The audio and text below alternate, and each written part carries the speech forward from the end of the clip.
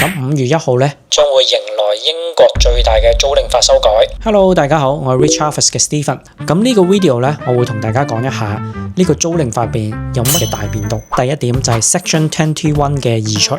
以前咧 Section 21咧係用嚟無過錯驅逐嘅租客。咁而家呢個條例俾人攞咗之後咧，即係話對業主咧佢會更加被動。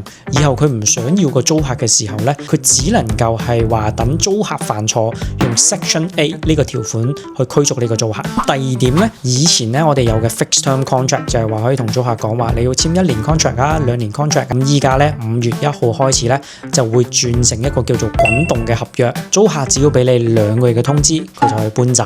咁譬如5月1號你揾到個租客啦，你以為哇我可以放租啦，終於有租客，但係個租客咧佢好唔滿意你間屋，喺住入去嘅第1個月之後，佢即刻俾你個 notice， 佢可以喺第3個月就搬走。到時咧你就要用一筆錢咧重新咁委託你嘅中介，將你個樓盤掛上去，重新揾租客，你到時咧都幾頭痕㗎。咁第3點咧就係而家業主咧你要加租金嘅時候咧1年只可以加1次。咁你加租金嘅時候咧，你需要好正式咁發一份 Section 13一個4A 嘅 form 同個租客講，喂，我今年要加你租金咯。但係最慘嘅情況就係個租客其實可以拒絕你。咁如果雙方都唔同意嘅底下咧，你哋就要去上法庭，由法庭嚟批判呢一個租金可以加定係唔可以加。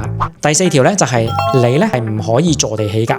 你層樓掛1200磅就係1200磅，你就唔可以就話我有個 offer 入嚟係話俾1300磅你嘅喎，呢啲咧係唔可以再發生噶啦。咁第5同第6條咧係比較相似嘅，佢就係話你唔可以去歧視一啲大肚婆 DSS 嘅租客，帶細路仔嘅租客，或者屋企有老人家 disable 嘅租客。嚟之後咧，啲 agent 揾到呢啲咁嘅租客，佢哋嘅 application 咧都係要如實報俾你聽，佢哋唔可以自己隔咗佢篩走佢。咁頭先都講啦，你都唔可以歧視寵物。咁咧之後如果租客要帶寵物嘅話咧，你唔可以 say no， 但係你可以用一個比較 soft 嘅原因拒絕佢。喂，唔係我唔想俾你養喎，係個 building 唔想俾你養。咁第7條咧係比較大件事嘅，你唔可以收超過1個月嘅租金，因為之前你可以收12個月租金係因為佢有個 fixed term contract 啊嘛。咁而家呢個嘢冇嘅時候，你咧只可以1個月1個月咁收租金。其實咧英國有好多人收入都唔係比較咁固定嘅，雖然咧佢1年嘅收入好高，但係咧佢可能係話我中間7、8、9月份收入特別高，其他嘅時候都比較飄忽少少。咁呢個時候你做唔到 reference， 呢啲租客咧你都會流失咗。咁最後一條，你必須要喺5月31號之前，你要將政府俾你嘅文件，就係話喂而家個合約將會改成 rolling contract 呢啲咁嘅基本資料咧，